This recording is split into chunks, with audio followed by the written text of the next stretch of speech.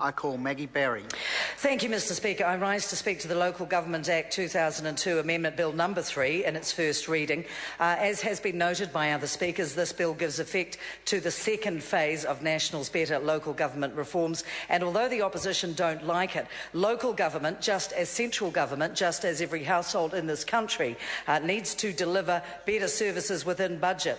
We are under tight fiscal constraints, that's true. We have seen with Kaipara the worst example of its kind of profligate spending, improper scrutiny of what was going on there, and it was a problem that became worse and worse. This kind of legislation will put paid to that sort of thing. This is a bill that includes provisions, Mr Speaker, for extending the local boards model outside Auckland. Where I live, and I represent the people of the North Shore, the local boards work very well. I don't share the opposition's contempt for them or their condescension around their ability to make key decisions that are community-led and community-based. I think that democracy works very well, and when people are elected, they represent people, and at local board level, the model works very well. In Devonport and Takapuna, where I live, I think that a lot of the people who are on that local board would take great exception to the utterances of the Speaker who has just sat down.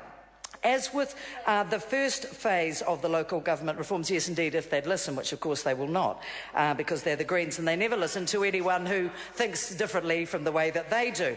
But as with the first phase of local government reforms, any reorganisation of local government has to be community-led. This is a bill that is going to encourage greater collaboration and shared services between local authorities. It's a bill that will also provide councils with more flexibility and clarity about how and when to consult. There is not, in my view, a downside to that. This government wants to work with local government to deliver efficient and affordable local government services for New Zealand families, and I commend it to the House. I call Andrew Williams.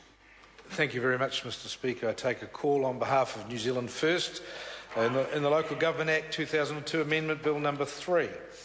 New Zealand First will support this bill in its first reading through to Select Committee for the fact that we believe there are some areas of it which have merit, but there are other areas which do raise some alarm bells. But in so doing, we believe that the correct process will be to take it to Select Committee and allow submissions and the people of New Zealand and organisations throughout New Zealand to have input into this important bill.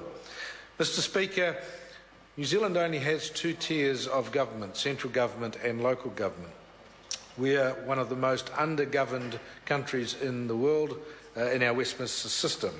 Compared to Australia, we have a very limited amount of government where they have their state, local and federal governments, and then they are split as well with the Senate and that sort of thing.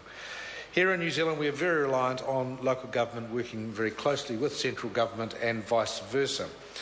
And having grown up in a family involved in local government, where my father was a borough councillor in Waipukurau back in the 1960s and 70s, and to see how local government evolved in those days of the small boroughs, and many people in this room perhaps